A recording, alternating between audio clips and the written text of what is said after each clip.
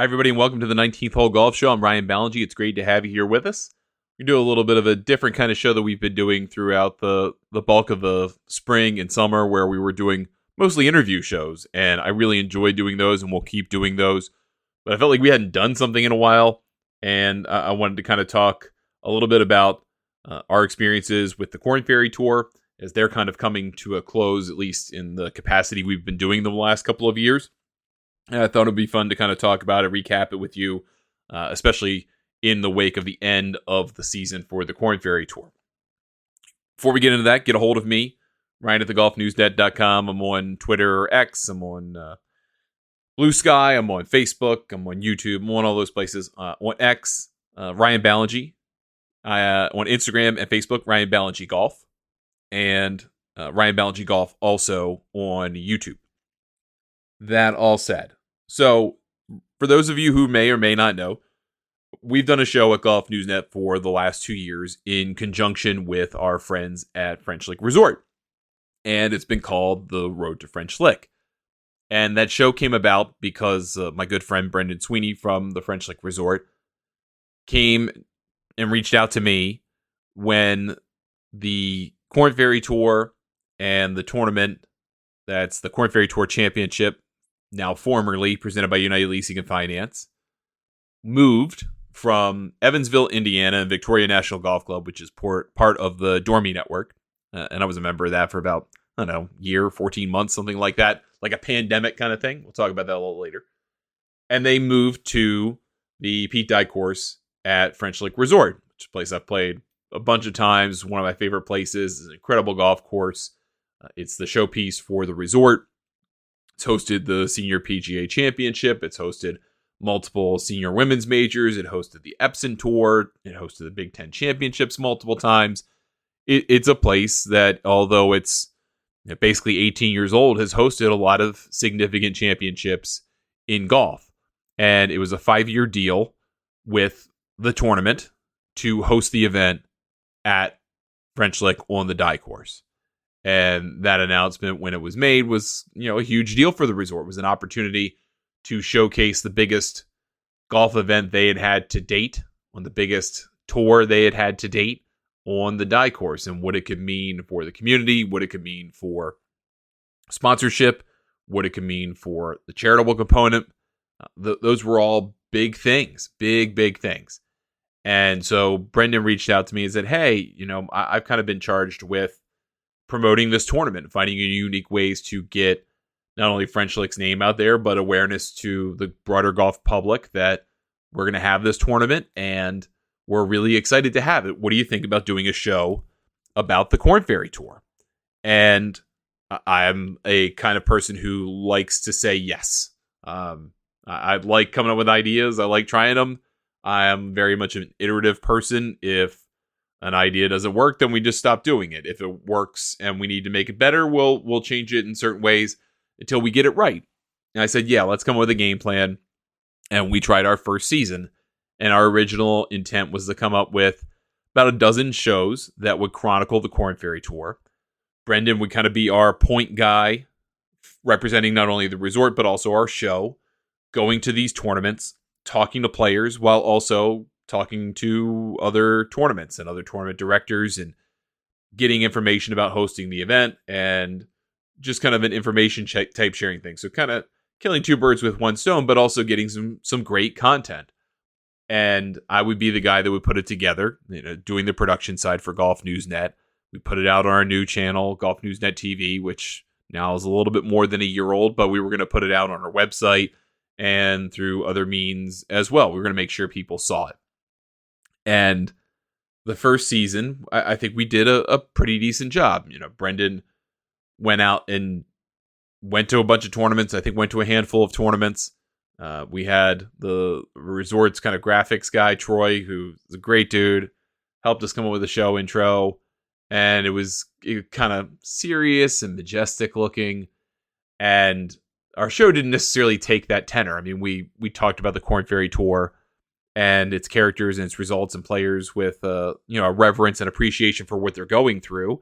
But it was meant to be more fun. I mean, that's just who Brendan and I tend to be. We tend to be more fun than serious. We know when to be serious, but we tend to be more fun people. And the content that Brendan captured doing the show, talking with players, he would get them on camera for 2 to 5 minutes at a time. Some cases even less than that, to be honest with you. But we were trying to talk to guys and get to know them a little bit without kind of spending so much time on it that it was a burden for them and that it would kind of go a lot longer than what we wanted in a show. And we started kind of finding our formula. I would talk in the studio on camera about the most recent tournament. We'd get a winner's interview from the Korn Ferry Tour staff. Most of the time they had it. Didn't always, but most of the time had it. And I think we kind of pushed them a little bit along the way to make sure those things were captured because we were going to use them. We wanted to promote the tour. And they were very helpful to work with in that regard. Zach and his folks, they were great. And we then would go and kind of have our guest of the week, and we would kind of backload some of these or front load them, I suppose, and then kind of release them over the course of a number of episodes, try to make them somewhat timely and relevant to when we captured them in the first place. And Brendan and I would then talk on camera after the fact about what happened at the event, what we're seeing moving forward, points list stuff, all kinds of things like that. And it felt like every episode we got a little bit better at it. The editing got better, the content got better, the information that we provided got better. We did it more concisely. The episodes kind of started to take their own arc that we're getting closer to television length, 19, 20, 22 minutes in length. And we were putting those out over on golfnewsnet.com, and we put them out on YouTube and put them out on Facebook in full length form. And that was kind of season 1. And I think we did 13 or 14 episodes the first year. We ultimately did a last episode around Q School, because Brendan lives in Orlando full time. And we really, really enjoyed doing that. And we agreed we're going to do a second season, and we're going to expand it. We're going to do double the number of episodes because there are 26 tournaments on the Korn Ferry Tour schedule. And if we did 24 episodes or 25 episodes or something in that area, then we pretty much have them all covered. Even though only about 10 of them are on TV, and there's a big stretch in the beginning of the year for the tour where it's not in the United States. It's either in the Bahamas or in Central or Southern, South America. And the tour doesn't really hit the American border, inside of the United States and the American consciousness until really April, maybe a little bit in March with Lakewood Ranch, but it's really April. And then they go on this run April through the beginning of October. And that's really when we started, went to tournaments and stuff like that. But we found ourselves this year with an opportunity to go to the Bahamas and go play in the first Pro-Am of the year and go to Atlantis for basically 36 hours. Flew in, we got our stuff down, we talked to some guys, we went to a Pro-Am party, we played in the Pro-Am, which was great with Dan and Patrick.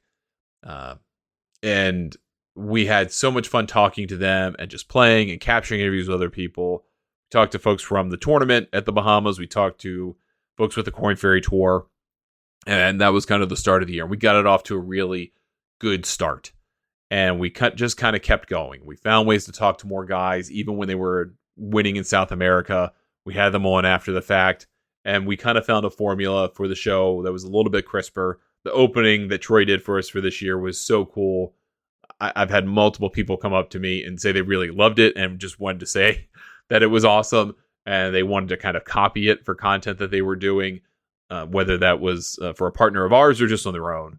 And it was really cool that people kind of took notice of what we were trying to do. And it got easier to talk to players and get them involved because they knew what we were doing. And golf's kind of funny in that regard, where, and this has been true of my life basically in its entirety in golf media, you kind of get more respect just by existing. It's a time served kind of business.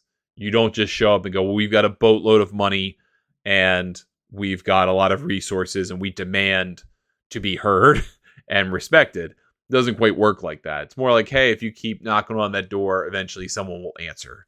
And more people will answer the longer you're around knocking. And that was true with this. And we had an easier time getting players to talk. Brendan's really adept at talking to people. I mean, at networking, at getting to get information from them, get them to talk about themselves, be interesting. He is really, really, really good at that. And I admire that a lot. And that came out in the form of the interviews that we did this year. We did so many more this year than we did in the prior year.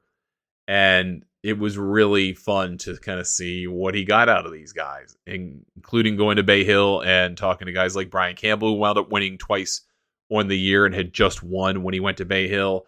And then Alger Potgieter, who was basically the last guy in last year, winds up winning on the PGA Tour this year, and had interviews with them. And we found a lot of success this year by taking some of those interviews and breaking them out from the show and getting them out through our short form partners. This isn't a minutia behind the scenes inside baseball show all the time, but we have distribution deals with a variety of different partners, Microsoft Network, which turns out to be a huge spigot, with a company called Video Elephant. They're good partners of ours.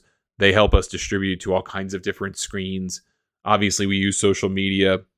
Facebook has become a much bigger thing for Golf News Net this year. We tripled our following this year in about 3 or 4 months just by committing resources to good content and just making sure that on golfnewsnet.com, we lead with that stuff, that people see the work that we put into it. And so far this year, about 3.5 million views have come in on any form of content related to the road to French Lick, which means we were getting people aware and excited about the Korn Ferry Tour, which was exactly the mission we were trying to accomplish.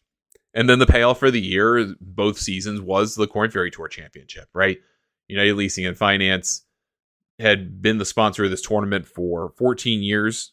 After this year, they've backed it for a long time. They were proud to have Southern Indiana be the final site for the Korn Ferry Tour, be the site for the graduation ceremony, whether that was at Victoria National, which is one of the hardest golf courses I've ever played, or at the Pete Dye course, which is also one of the hardest golf courses that I've ever played. Both of them are extremely difficult challenges.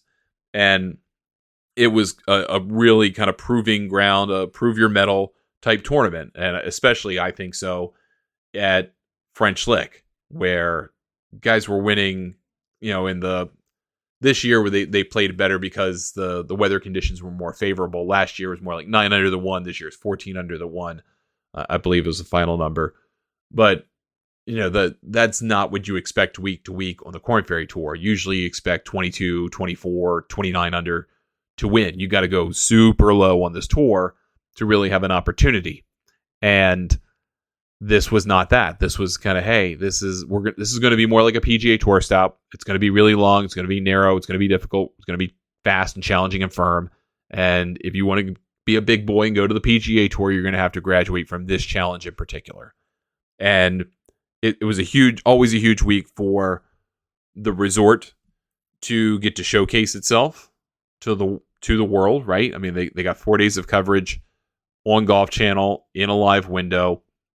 It was really cool to have the staff from the production team come out on site, and they really did that as they had done more stuff inside of their new the PGA Tour studios in Northeast Florida. They had to come to French Lick because of the location and the ability to kind of get a satellite / cell signal out into the world. So they had to do it locally. And so you had all the production folks come in from NBC, very nice folks. Just a good group of people to get to talk with, get to spend time with. We go bowling, we go out to eat, drink, talk together. It was really, really nice. And it was also great for the resort, again, to be able to interact with their partners from a long time, from Ron Romaine and his team at United Leasing and Finance to the folks at Old National Bank. German American Bank was here this year. TaylorMade was involved as a sponsor. There was a corporate shootout that involved some of the folks from French Lick Resort, like some of the golf professionals and sales staff. And it just really was a cool party and a great way for a lot of people in Southern Indiana. And that's not saying anything of the folks who did the catering and the the tents, the corporate hospitality tents, and all the merch, and everyone who works at the resort that typically works on the golf side. That they had pro-ams a lot of days on the Ross course, and a lot of like the beverage and food staff came over and worked at the tournament, and that was really, really cool. And it's been a joy for me the last couple of years to get to come to the resort, not only for those weeks, the weeks of the tour championships, but also leading into it, whether that's for media day or otherwise, and just to kind of catch up with people. You get to make friends, right? I mean, I like to make friends. I like to make acquaintances, and the folks at French Lick are fabulous, and the people on the golf staff really care. They do a great job. They're fun to be around. The executive team at the resort, I've really enjoyed getting to know as well, because they have kind of come not of age. I mean, they were of age when golf at French Lick really took off with the Pete Dye course 18 years ago. But they have gone through all of this growth together. Brendan and Joe Vizzozo and Chuck and Chris and Dave, everyone on their team has kind of done this together. And it's been really cool to see from my involvement with the resort over the years, whether that's just as a content creator / writer / whatever I do these days, coming in to hang out for the Epson Tour events, or for Senior LPGA Championships, or for this, to see what that's meant to the resort, what that's meant for their ability to raise money for charity, which has always been really, really important to them, having auctions, having opportunities to raise money for a charity called Golf Gives Back. Jack Pate, who's kind of the chair of that, is a fantastic guy and really works hard to direct as many dollars as humanly possible from tournaments that are at French Lick or in Southern Indiana to these types of charities. Building Blocks has been the beneficiary of the tournament for the last several years, and they are dedicated to giving resources for early childhood education, which is incredibly important. The outcomes for kids who have access to higher quality education, materials, and services at an early age are incredible compared to otherwise. If you put a book in a kid's hand, if you read to them, if you teach them letters and numbers and colors and communicate ideas to them consistently from a young age, and make that a possibility for parents who might have to work more than one job or might not have the income to get those books or the resources to get those kinds of educational toys, or just to have someone who can help them with their children because maybe they don't have the capacity or the training or what have you to do it. It's incredible. And at the media day this year, Steve Ferguson, who is the chair of the Cook Companies, which owns French Lick Resort, came up and presented a huge 6-figure check to Building Blocks in anticipation of the tournament. Just, hey, like, we want to do this right now. Interrupted the program. Here's the check. We love what you're doing. It was incredible. Really, really cool moment. We took video of it and put it out, through our social channels and short form channels. And it's been really, really cool to see that connection between, again, French Lick Resort, charitable component, the Southern Indiana kind of group of people that are helping make this tournament possible. And all of it is pretty beautiful. And also, I've had the good fortune to get to know Yoon and his Uncle June at Uncle Joe at their restaurant across from the resort, Moo Moo's, which is an incredible steakhouse. Really just a cool piece of property. And then the adjoining restaurant, which is Uncle Joe's, which is Ohana, where, Moo Moo's has incredible steak. Incredible everything, really. But their steaks are fantastic. The burger is unbelievable. Really, everything's good. They make the best old-fashioned I've ever had. And Ohana probably makes, believe it or not, the best sushi I've ever had. And I know that's going to sound weird, especially if you're kind of a food snob, because you wouldn't think Southern Indiana be the place that kind of thing happens. But, man, Yoon and Joe are fantastic. They understand food. They understand running restaurants. They've done a fantastic job. They had a great idea, and they're crushing it. And it's really cool for them to get the kind of shine that they got also from having the Korn Ferry Tour there, to have the folks who are working with the tournament, whether that's with the PGA Tour staff, whether that's with the NBC folks, whether that's players, agents, their families, you name it. That place was buzzing all week and all weekend long because of that. And it's just a really kind of cool celebration. So I really enjoyed this experience of the last 2 years, being able to produce this show and getting to know so many people in this community, whether they came from Evansville or they live in Jasper or they came from somewhere else. We went out of our way to Orleans, which is a town just on the way toward French Lick Springs, to go see Dave Harner plays in his band, and dude can pluck some strings. He's a great guitar player, and really, really enjoyed that. And that kind of thing happens when you create relationships and make friends, and you kind of invest in people. And I really enjoyed that. I enjoyed talking to Doug Pettit with the folks at United Leasing and Finance. Good dude. To get to talk to Mr. Ferguson. There's so many people whose contacts I have in my phone because of this tournament, particularly at the French Lick Resort, and because of being involved with this show the last 2 years, that I really have enjoyed getting to know and will continue to be friends with. That all said, the tournament is no longer going to be played at French Lick Resort. The folks at the Korn Ferry Tour decided to move the tournament from Southern Indiana to Richmond, Virginia. And that's going to start next year. They're going to play at a place called the Federal Club. And that kind of all seemed to coalesce ahead of the tournament. And then it was kind of all revealed just after the tournament. And that's a supposed, I think, 4 or 5 year deal. Again, those types of things I don't think really matter in the end. But Richmond is going to be the end site for the Korn Ferry Tour. And that, for Richmond, is backed by basically destination development and tourism development companies in Henrico and I think Hanover counties, which are abut each other. And basically, it's kind of where Federal Club is on the border of those two counties. And they're trying to drive tourism to the region. They signed an agreement with the Korn Ferry Tour. They're going to host. They have had the PGA Tour champions there for basically 15 years as part of the the PGA Tour Champions playoffs, the Charles Schwab Cup playoffs. And that tournament was ending.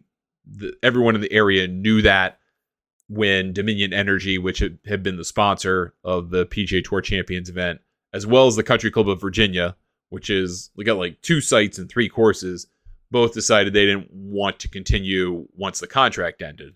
So they were going to honor the contract to the end. Dominion Energy was going to walk away. Country Club of Virginia didn't want it anymore because their members wanted to play golf in the fall, and they didn't want to have to give up their golf course for professional golfers and concert goers who, they had concerts many times at the event. So they wanted to have their golf course back. That happens. That happens a lot. That's usually one of the biggest reasons why venues walk away, is the members just decide they've had enough of giving up their golf course.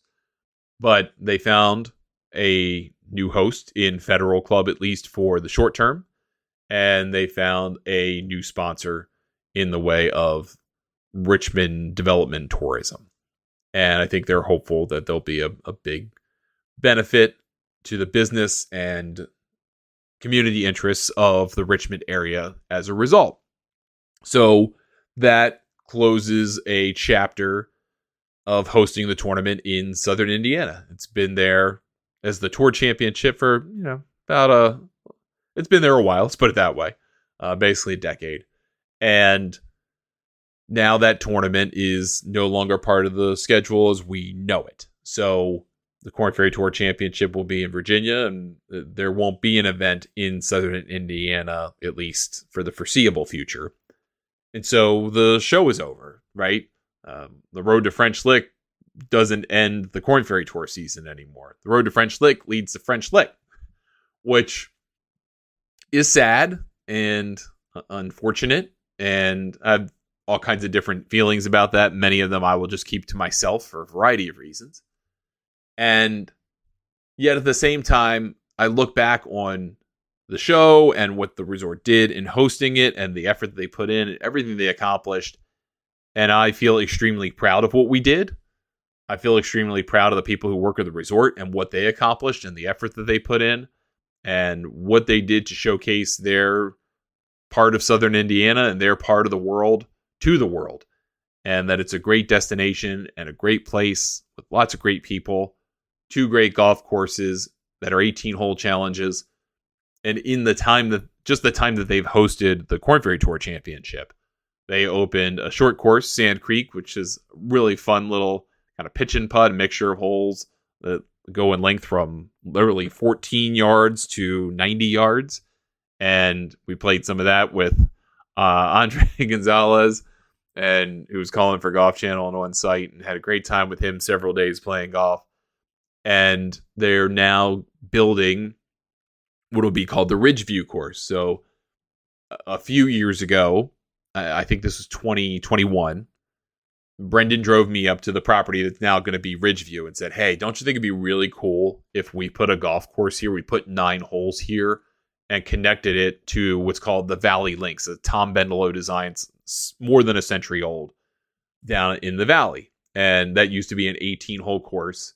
And when the resort built their convention center and concert venue, they took those 9 of those holes away to build that. And they would combine this new 9 holes, if they built it, with the Valley Links somehow and make a third 18-hole course. And they'd have housing for buddy trips that's outside of the resort hotel rooms, which are fantastic at French Lick, and outside of West Baden Spring, which is one of the most beautiful places I've ever stayed a night in my life. And wouldn't that be cool? And we kind of rode around a little bit and looked at it. I was like, yeah, this would be awesome. It'd be kind of played down to the valley. You could really see how it could shape up. And as it turns out, they're doing it. They're building Ridgeview. You can see it from the die course. And we had so many great opportunities to view the Korn Ferry Tour Championship from these quiet, elevated vistas on the die course. And those are some of my favorite moments of those 2 championship weeks. But also now you can see them building Ridgeview. So we've played the Valley a bunch. I love the Valley. It's 9 holes. It's surprisingly long for a course that seems pretty flat and straightforward. It's 3,500 yards from the tips. There's a 250-yard par 3 on it. It's a really fun course to play. The Valley Links is ultimately going to be renovated once Ridgeview is done. So we've seen the shaping now starting to really kind of come together. On Ridgeview, a bunch of holes are pretty well shaped, and they're moving a lot of earth, a lot of limestone to make that possible. There's going to be an island green, a drivable par 4 that's basically just straight down the ridge, which is going to be crazy, and it's going to be a lot of fun. They're going to open that, and hopefully we'll chronicle some of that with you, because again, I've kind of become invested in French Lick. French Lick as a town, French Lick as a resort. People associate with the town, people associate with the resort, and I want to stay connected to it. We spent a lot of time in Indiana this year. Brendan and I did, not only at the resort, but also doing a project with the state of Indiana's tourism development company, Visit Indiana, where we played basically 20 public golf courses, the 20 best public golf courses in the state, minus the region near Cincinnati, and did videos on them. And we're releasing those now, and you'll see more of them from the Visit Indiana folks in the new year. We're releasing them now at Golf Newsnet. So I've spent a lot of time in Indiana, and I've gotten to know people, a bunch of different places, doing these videos, getting to talk to people at different golf courses and hotels and properties and bars and restaurants and all these things. And it's been really, really cool. So I am hoping to stay involved in some capacity with French Lick Resort, a little bit with the state of Indiana as well as a result. And it's a relationship that I probably would not have expected to have created 3 years ago or 4 years ago. And yet here it is. And I hope the feeling is mutual with the folks I've gotten to know over the last couple of years. Going to this tournament, doing this show, it's been really, really great. But unfortunately, things come to a close, things change, and you have to find a way to move on. So we're figuring that out. But I wanted to spend this podcast just kind of talking about what it meant to me to be able to do this show with Brendan, again, with everyone with the resort. Brendan and I have spent so much time together. He is a fantastic human being, and he does so many things so well. And I mean, he gets a fair amount of guff at times, playful, loving guff. But he is an incredible networker. He works extremely hard. He is very flexible with ideas and concepts, and he has good ideas that we have integrated into our shows, and he's willing to say yes. I mean, he was a first tee announcer for the tournament for multiple years. The first year, I think he did it every day. This year, I think he did just the one. He's emceed the corporate shootout, which was really funny, even though there were probably only 30 people watching that weren't in the shootout on Friday. And then he called players in on Sunday afternoon for the final, 9-10 groups, and just kind of let everyone know in that amphitheater around the par 5 18th on the die who these players were, where they came from. Just fun, playful, new facts about them. I kind of did some pronunciation guide stuff for some of the more difficult names. And then he would go down there and walk up to every single person whose name he announced and thank them for coming, thank them for playing, for being at the resort. The guy is just a consummate professional, a lot of fun to be around. And I'm really grateful for his friendship and to get to do this kind of stuff with him. It's really special, and it's really cool. And we're going to figure out ways to continue to make that happening. I think we have a good rapport. I think it comes across the enthusiasm that we have in our content, and we'll find different stories to tell, new stories to tell, whether that's about golfers, resort, both. We've still got a lot of things to talk about, and I'm excited to continue doing that with Brendan. So that's it for this show. If you have any questions for me about anything we talked about here, or just golf, or you want a request, you want someone you want me to talk to, an interview you want us to do, email me is the easiest way, ryan@thegolfnewsnet.com, or Ryan Ballengee Golf on Instagram or Facebook, Ryan Ballengee on Twitter /X, Ryan Ballengee Golf on YouTube as well. However you want to get a hold of me, I'm happy to talk to you anytime. Really appreciate the support. We'll have some more announcements coming about Golf Newsnet TV, our future apps called Watch Golf that's coming. Some other stuff as well. And we're going to try and get some more interviews in here throughout the rest of the year, because it's been really cool to see, kind of, for lack of a better term, the revival of this show.